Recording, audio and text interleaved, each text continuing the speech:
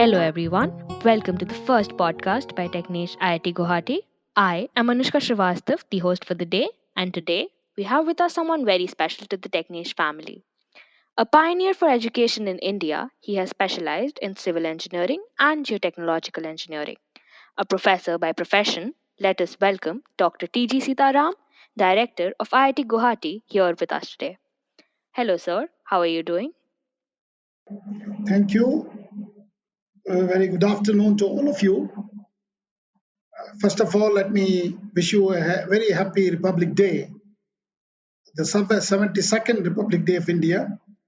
I hope all you celebrated the Republic Day with great fervor and joy.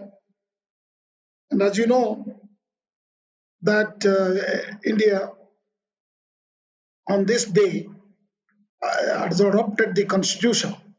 Till that time, we were following the British law, archaic law of 1935. And in 1950, 26 January, we adopted it just 2 days before the members of the government accepted this document and prepared and accepted, they debated and prepared and accepted this document. On 26th of January of 1950, this came into the official document, and from there onwards, on this day, we celebrate this as the Republic Day of India. So anyway, coming back to your question, we would like to look at the India's technological journey.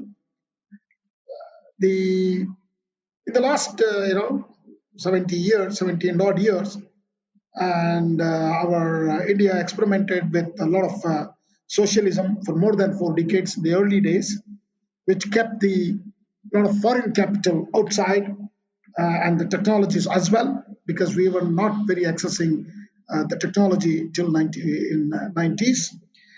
And the present, the growth of the Indian economy um, is looking very, very optimistic, and many small local companies are contributing to the technological growth of India. Particularly, the Indian entrepreneurs developed a sort of a penchant for undertaking many projects with a lot of indigenous technology, with a lot of new innovations are coming into the forepicture. You can look at that, particularly what the role of IITs have done. Many multinational companies today boast of having IIT IITians in their roll card. So the our alumni have really contributed extensively to the growth of technological growth of India, and I think there is an upbeat now to look at India could be a greater and major player for the whole world. Yes, sir, definitely. From being an almost non entity, India can now be seen coming to par with some of the most technologically advanced nations of the world. So, what do you think is a major contributor to this leap? Yeah, you see, we can actually take up several examples, whether it's information technology or defense technologies or space technologies. Now, India has actually grew with the very initial days of independence with the denial from everybody, which maybe, I don't know, maybe worked out to become Atmanirbhar Bharat, that is self-reliant India. So we started doing ourselves, even though it was very, very slow in the very beginning. Many foreign technologies could not reach, or it was denied because of the lack of resource as well as the closed economy in the very pre-liberalized era, that is before 1990s. So India was actually doing in-house some of the work very, very slowly, very carefully. We didn't see the outcome of that at that time.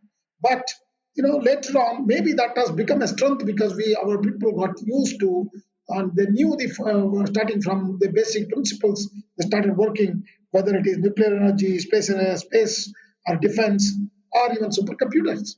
So we were able to develop indigenously all these technologies, and today it is paying off. So let's take one by one, maybe an example of space itself. Today we were able to send to satellite to Mars and to looking at the Mars features and also the moon. All this at a very very low cost. That is the basis. That's the beauty of Indian technologies, which can be affordable and it could be now.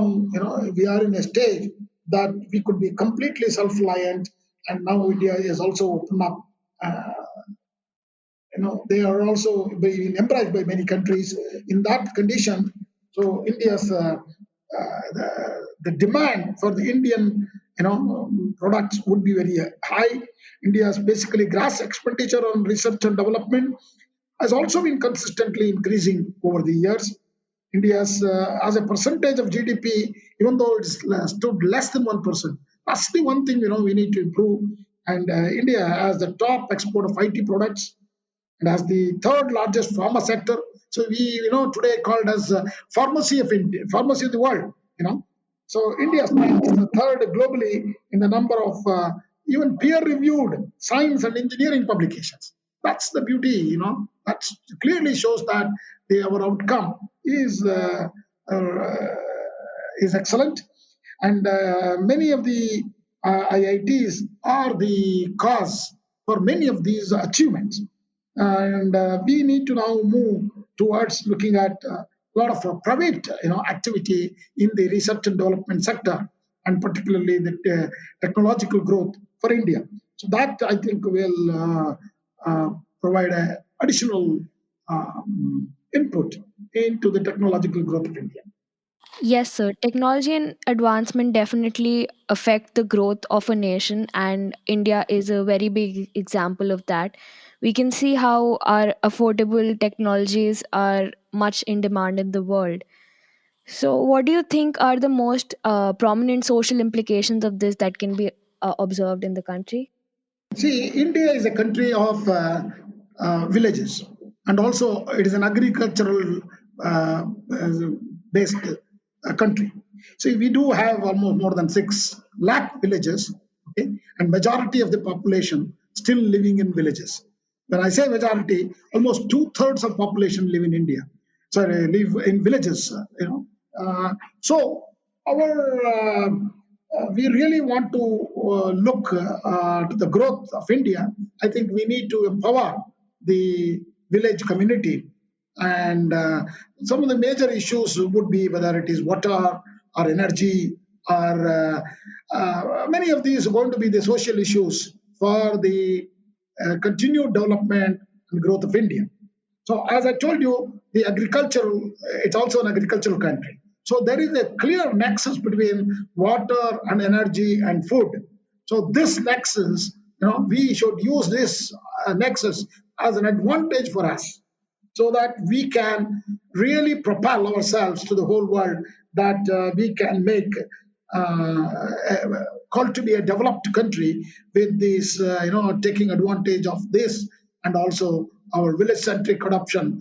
So, if you really want to become a 5 trillion economy, in another 5 to 10 years, so we need to focus on the growth of villages. We need to plan what are the new, how our villages grow and how our villagers are becomes a true entrepreneurs. So we need to instill the skill development among all the village workers. Majority of them, due to some reasons or the other, they could not continue their education. So for them, skill development is going to be the key. So to make India, we have to make India Atmanirbhar, self-reliant by itself, to take India to a global level in the technology development, as well as to change the society around it. So we need to tackle problems of even in research and development institutes. We need to tackle the problems of social relevance, which is going to be around our us, and particularly in the villages. So many programs and many projects which we have looking at, even the government of India has instilled, like whether it is the Unnat Bharat Abhiyan or adopting villages, and many of these things are going to be a greater, going to bring a lot of changes to the scenario in India. So India's emergence as a global R&D platform, as I've highlighted to you, large number of publications. India today stands third globally in the number of peer-reviewed science and engineering publications. There also, we need to focus more on the socially relevant problems. We need to solve the problems of our nation. So whether it is water, whether it is energy, whether it is food, so this kind of, or even healthcare, all these are going to bring in a lot of new potential jobs and new entrepreneurial, opportunities for our young people, and this will take us to the next level. So when we solve our problem, it also solves the problems which we are facing day to day, and as well as it's a growth in the economy. Yes, sir. Inclusivity is a very important factor when it comes to technology, because the technology we make, if it does not take into account other, how the entire nation, we're not moving forward per se. So what do you think is the role of students when it comes to making technology inclusive? See, Indian government policy, innovation to basically to go back to the technology innovation. I will say we missed the opportunity of making more than 200 million literate Indians, okay, literate, breaking the computer-based fast, whether it is computer-based literacy education or many other opportunities. But actually, since 2000, there is a clear government policy to support this disruptive and game changing technology. You have seen ourselves a success through the IT revolution in India. So we should actually use this as an opportunity and train our young people. So the areas where we can look at is the now communication, mobile technology, or artificial intelligence and robotics and data mining. These are the areas where I think India needs to uh, invest more and bring in disruptive combination of technological business and along with system delivery and policy innovations. So Indian policy, also science and technology policy, is also taking a great shape through large number of changes bringing in by the government of India and also Department of Science and Technology. So I somehow feel that we are the youngest nation in the world. So these young people could be empowered to take the technological route to make India a self-reliant, as well as um, to make our young people to take up a startup route instead of asking for jobs themselves. So they should be the job providers, or not job seekers. This will basically change a lot of things. Actually, I know it's a very difficult challenge for younger people to everyone to start up, but the mindset, if you are able to change, I think that will bring a lot of advantages for India. Basically, I will put it as is advantage India is the young generation and young people of India. So you mentioned about job creating jobs. So what kind of jobs do you think we can be created in the technological sector for India's overall growth? Yeah, coming to the kind of jobs, we have seen drastic changes today in the service sector. Okay, service sector, and we can also be look at the technological sector, like producing high-ended, very technology oriented developments. For that to happen, we require focused research and development investments. Okay, the Indian government we need to do much more, money putting into the R&D.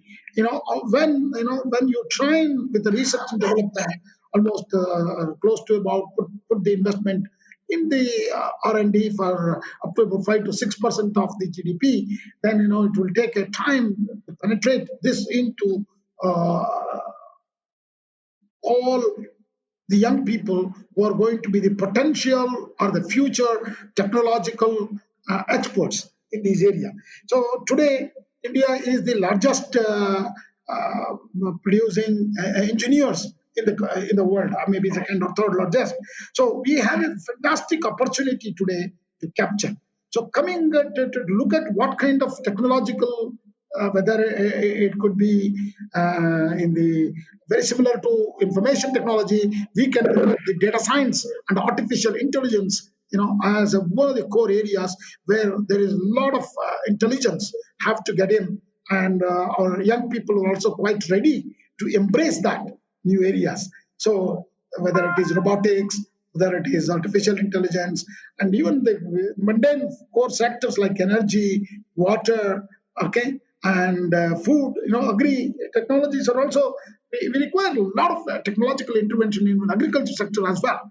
So these are some of the areas our young people need to look at it and jump in and start helping our farmers and make not just the pharmacy of the world, like farm of the whole world. Now that to happen, I think technology has to get in, whether it is in the conservation of water or new ways of growing food and increasing the food productivity, and in turn increasing the energy productivity. So all these are to be taken up as a challenge by the young people, and that's where I see great opportunity for Indian young people to embark on. When it comes to R&D, there is a sort of apprehension that is observed amongst the Indian youth to opt for the path of research and development. So, what do you want to say on that? I mean, how can we change that like apprehension that people have? See, research and development is a very key for any growth of any nation. Okay, we might have an apprehension, but India's emergence as a global player has to come from research and development. So India has to emerge as a global R&D platform. So luckily, as I told you, we have the demography, we have the young people, and we have created a lot of institutions to do that. So there is an opportunity. There is however, I accept there is a challenge as well, because we are not putting in so much money into research and development. We need to increase that. See, we are spending, as I told you, less than 1% of the GDP, even in 2020, which is basically at 0.86%. But unless we increase this to 5 to 6%, so this is where the National Education Policy 2020 has put forth a greater vision for India. We are really excited to hear about that government is going to plan to invest more and more money into higher education, and in particular research and development area. So as I was answering in the last question to you on what kind of other allied industries, it is agriculture and allied industries, automobiles, whether it is aviation, banking, biotechnology, or even construction, industry, because India is not yet been built. India needs to be built. Even the construction has to happen a large effect, whether it is cement, usage of cement, or any other new civil engineering materials, or consumer durables, and defense manufacturing, e-commerce. Many areas are available for us to really take on. Okay, and this is where I think we need to reverse basically the present trend and take the research and development to newer levels. So that will bring us, so that requires actually a policy innovation to back the technology innovation. So that is where I think Indian government need to focus. So I hope the new policy of the government of India would embrace this aspect to make India Atmanirbhar Bharat and self-reliant India in years to come. Yes, sir. As you mentioned, India is a relatively young nation and we have a lot of scope when it comes to our technology advancement. So, being the director of one of the most prestigious colleges in India, how do you feel the emergence of new IITs and the betterment of old ones contributes to India's technological journey? Yeah, as you know that Indian Institute of Technology Guwahati was the sixth IIT started after 32 years.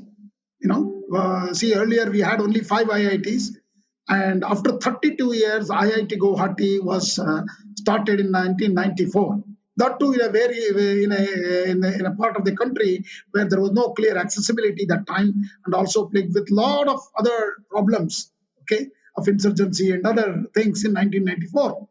But today, if you look back, IIT Guwahati has done tremendously well. We are number six in the entire country in both the engineering as well as in the overall category of the university. It's all because of the hard work of our faculty, students, and staff of IIT Guwahati. So, first of all, on this 72nd Republic Day celebrations, which we had this morning, and also I would like to take this opportunity also interacting with the Techniche Media team, say that this is a fantastic platform. Our young people, the students of IIT Guwahati and the faculty of IIT Guwahati has made, they all Indians are proud because today IIT Guwahati is placed very high up in the last within the very short span of 26 years. What the numbers what tells us, IIT Guwahati has done tremendously well. And so, if you look at the creation of infrastructure, scientific infrastructure, or creation of scientific talent, and also look at the socially relevant problems solved by the IITians, and which gives us a proud to be part of the as a director of IIT Guwahati. So, and to take this, the growth or the journey of IIT Guwahati to the next level, I think we need to do a lot more. We need to do a lot more. So, first of all, we need to bring an industry academia interaction in a very, very, very close knitted way. So, this industry academia interaction is going to be the critical for taking IIT Guwahati to the next level. So, in this direction, as the director of IIT Guwahati, have initiated a new industry interactions and special initiative group, IISI group, headed by a dean, and more than 12 new technology transfers have been done in the last 8 months. That too during the pandemic. And also we have produced a lot of items, COVID-19 related products in a very large scale, and helped the state government as well as state and central government in fight against the pandemic. In addition to that, our young people have done a lot of startups, and IIT Guwahati is looking at creating a new research park on the similar model of the older IITs like IIT Madras, and our new technology, new research park building will be ready by the year 2021, end of 2021. And we are already, as I told you, 12 companies are co-located within IIT campus. And we are moving ahead with a lot of online opportunities, creating opportunities through online, whether it is internship or whether it is award of degrees, whether it is teaching learning, okay, or whether it is training of the trainers of the trainers.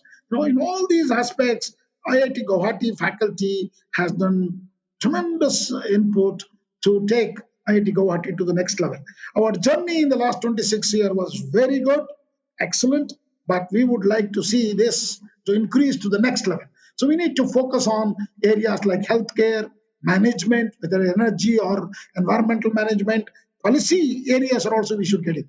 So that's how we actually started putting in courses for all our undergraduate students on sustainable development goals, because that's a very key. See, unless the SDG goals are being fulfilled to make almost a zero poverty in our country, I think we cannot be successful. So the socially relevant growth is also very, very important. That's where IIT Guwahati is focusing on.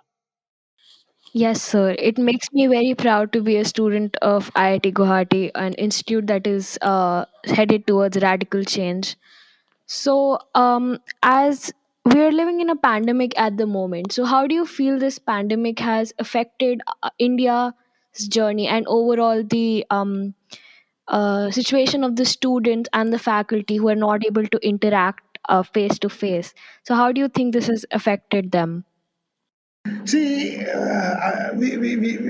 all know that many of you have left the campus on March 18th, okay, with a very, not very willingly, but at the same time, you were also scared what, when are going to the flights are going to start, or when the week or the public transportation will start.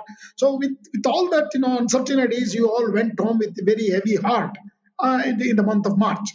So the things have not really changed much, even after about close to 10 months. See, we are almost the close to middle of, end of January of 2021. So this pandemic has really affected all of us, not just the IIT Guwahatians and the entire India, entire whole world has been affected. But at the same time, if you look at the positive things which has come out of because of the pandemic, is also mind-boggling.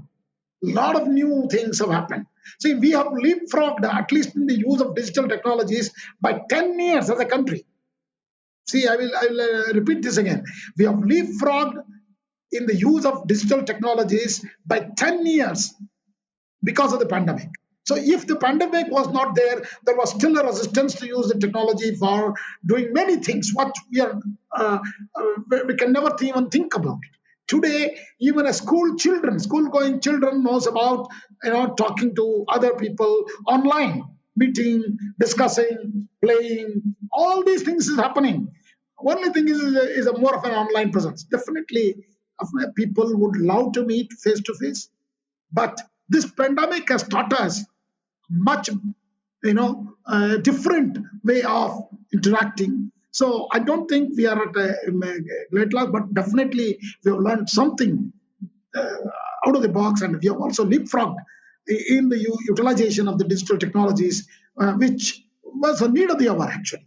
Which was need of the, whether it is digital transactions, financial, or whether it is teaching learning process, whether it is interaction or talking to friends, or social relevant tools. So today social media tools have so much become powerful than many big nations itself, okay, or the ruler of the big nation itself. So that clearly indicates that this is going to go and stay here. But we need to also very cautiously use this technology and digital technologies for the benefit of the mankind, rather than using it as negatively to control somebody else. So this is where I think our students have to be much more mature. How we can use this social media very positively, very positively, for the growth of just not you, the institute where you belong to, the country where you belong to, and to the whole world, or the entire mankind itself.